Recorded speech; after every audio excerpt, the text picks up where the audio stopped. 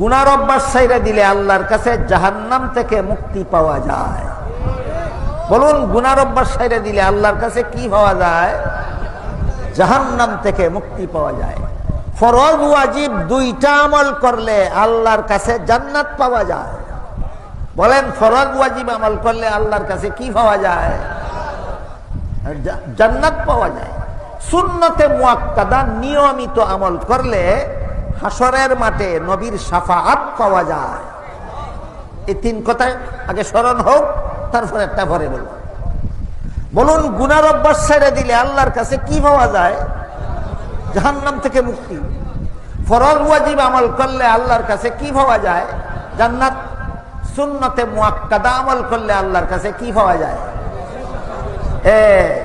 কোন কোন কাজের দ্বারা কি পাওয়া যায়, কোন কাজের দ্বারা আল্লাহর কাছে কি পাওয়া যায়, এটাই যদি জীবনে কোনোদিন জানি না, 15 দিন বছরের পর বছর তফসির শূন্য লাভ কি?